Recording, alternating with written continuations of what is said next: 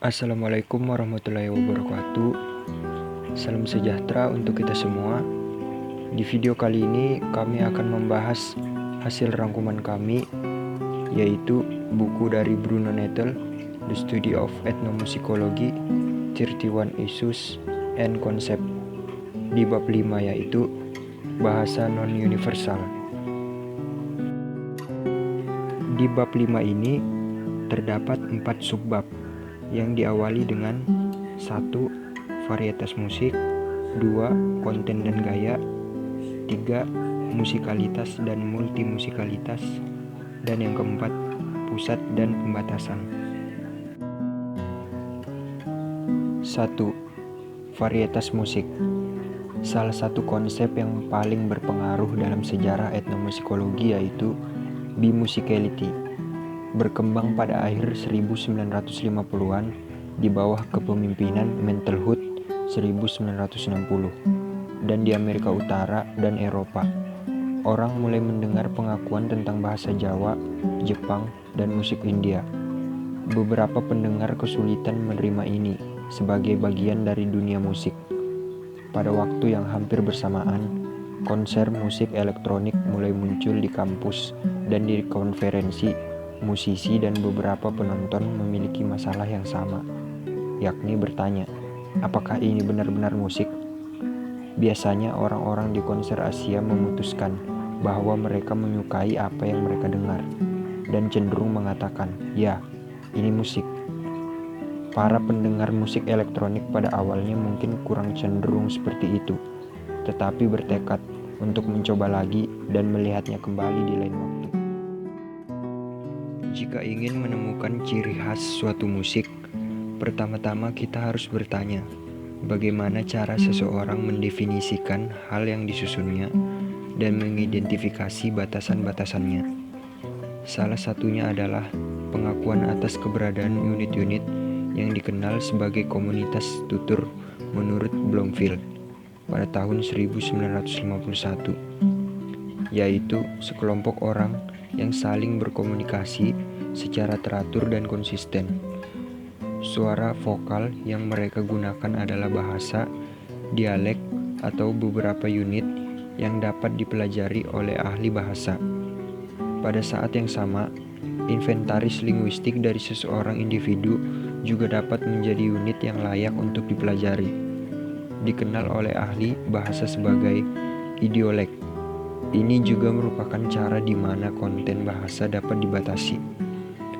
Berbeda dengan definisi bahasa yang esensial ini, pendekatan struktural yang memandang bahasa terdiri dari fonologi dan tata bahasa. Sebuah bahasa selanjutnya dapat didefinisikan dalam hal isinya, sekumpulan kata, atau mungkin pernyataan yang dapat diterima secara budaya. Dalam arti tertentu, isi kamus adalah isi suatu bahasa dan semua kata dalam suatu bahasa, semacam definisi dan batasan bahasa. Ahli bahasa seperti ahli musik harus berurusan dengan masalah perbatasan, yang menanyakan apakah seseorang pelancong di seluruh India bergerak tanpa disadari dari satu bahasa ke bahasa lain, yang tidak diketahui pada titik mana dia telah melakukan transisi dari Tamil ke negara Telugu, dan bahasa yang mereka gunakan dari bahasa Inggris kuno yang berubah tiba-tiba atau bertahap ke bahasa Inggris pertengahan. Mengambil perspektif sejarah yang esensial untuk studi bahasa yang terpisah, beberapa ahli bahasa menafsirkan bahasa yang dibatasi oleh batas-batas yang tajam, bersikeras bahwa pidato satu komunitas dapat dengan jelas digolongkan sebagai milik bahasa A dan dari komunitas tetangga ke bahasa B, terkait tetapi dapat dipisahkan. Bahwa bahasa yang tampaknya berbatasan satu sama lain di peta, seperti bahasa Ceko, varian Moravia dari bahasa Ceko, Slovakia dan Polandia, benar-benar dapat dibedakan dengan jelas.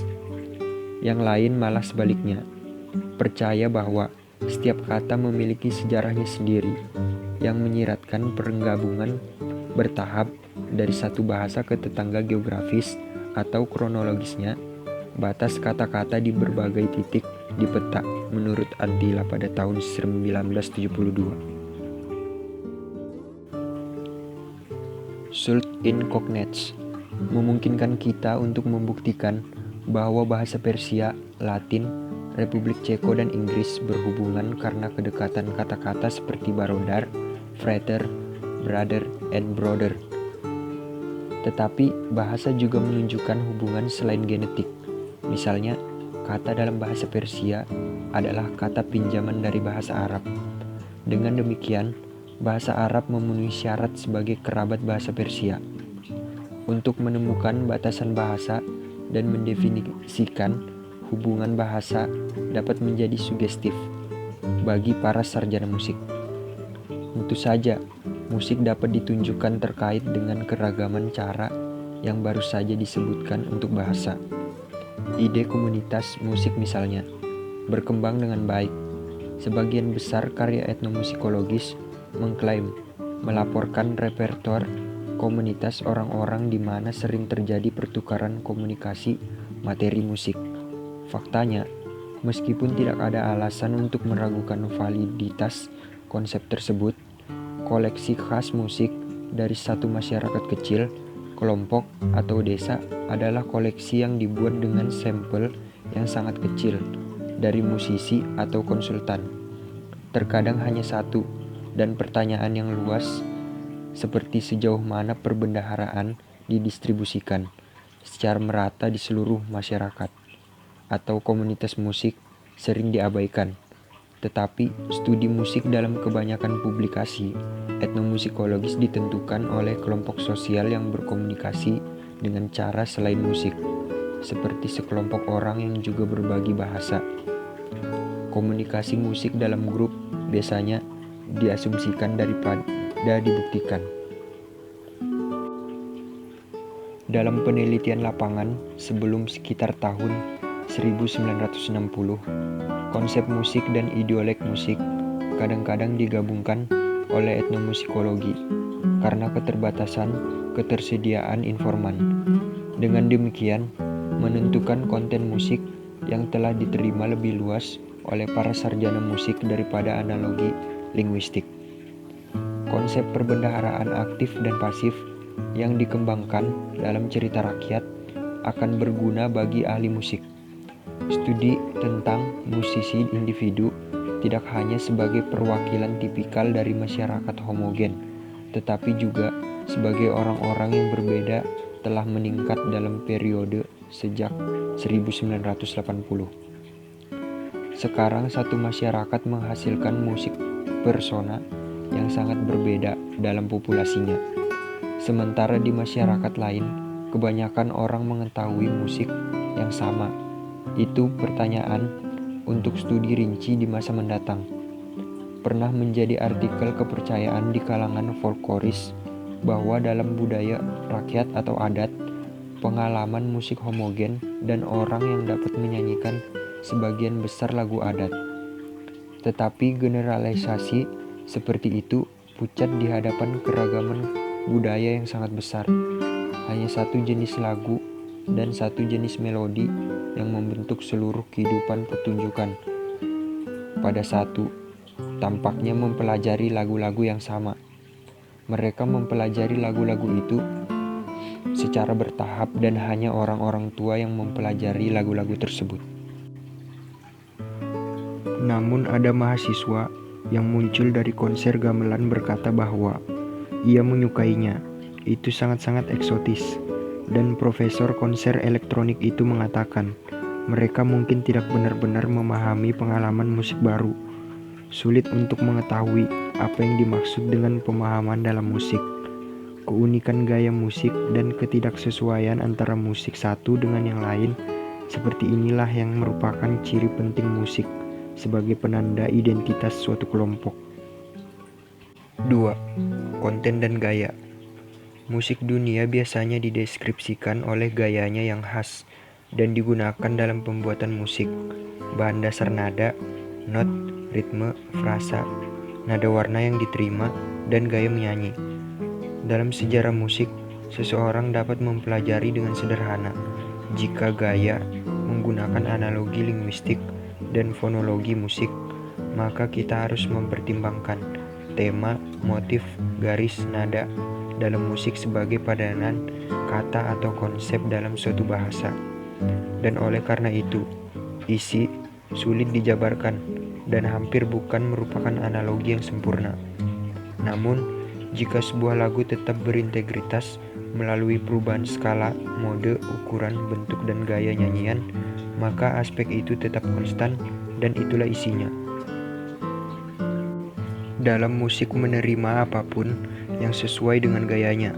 Suatu budaya mungkin tidak menganggap lagu yang baru diperkenalkan sebagai bagian dari musiknya, kecuali apabila dapat dikaitkan dengan karya musik tertentu yang masih ada seperti lagu. Sebuah musik dapat ditentukan oleh gaya atau isinya. Itu bukan musik kami. Kedengarannya terlalu aneh, dan lagu itu mungkin terdengar bagus, tapi bukan salah satu dari kami.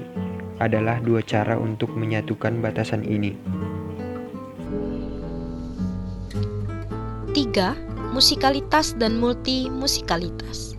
John Blacking secara teoritis dalam judul bukunya bertanya, seberapa musikkah manusia? Dalam buku tersebut, ia ingin pembaca menganggap semua manusia sebagai kesatuan. Blacking mengenali dunia sebagai kelompok musik. Meskipun dia secara pribadi lebih tertarik pada musik daerah perbatasan daripada pusat, namun di sisi lain, ia ingin pembaca memahami poin utama maksudnya, yaitu bahwa semua musik sama berharganya dan memiliki derajat yang sama. Hal ini bertentangan dengan pemikiran Kurzweil yang dalam teorinya ada musik yang dinamakan baik dan buruk, sedangkan Blacking menganggap beberapa musik sangat bagus dan sisanya pada dasarnya bagus pula. Banyak pertanyaan, apakah musik itu khusus manusia? Dalam mitologi Hayasupai, sebelum dimulainya budaya manusia, mereka berkomunikasi dengan roh dan binatang dengan cara bernyanyi.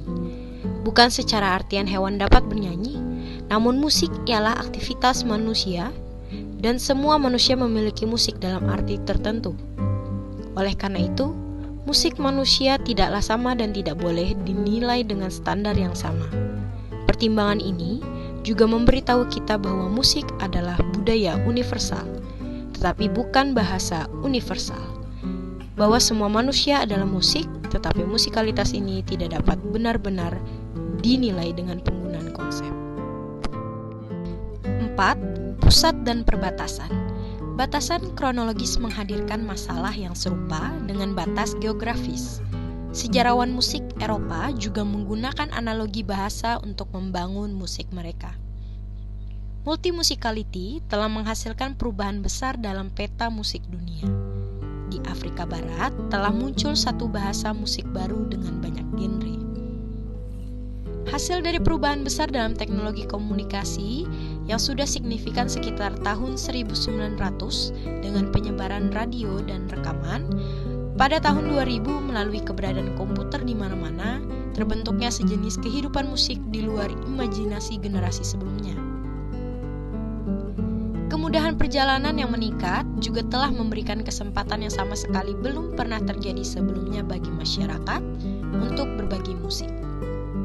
Seperti halnya perkembangan negara bangsa multietnis, perkembangan neokolonialis terutama setelah tahun 1990, dan peningkatan penggunaan bahasa Inggris sebagai bahasa dunia, budaya multimusikal seperti yang kita alami sekitar tahun 2000 ini mungkin ditafsirkan sebagai masyarakat dunia yang belajar lebih banyak musik, menjadi multimusikal, memperoleh bahasa musik kedua, ketiga, keempat, sangat meningkatkan toleransi musiknya, simbol dari keanekaragaman budaya yang lebih besar ditemukan di kebanyakan sosietis.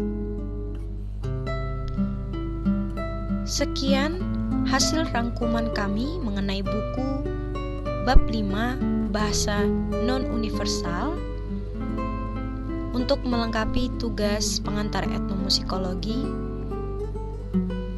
di Prodi Etnomusikologi Universitas Mula Warman. Kami cukupkan. Terima kasih. Wassalamualaikum warahmatullahi wabarakatuh.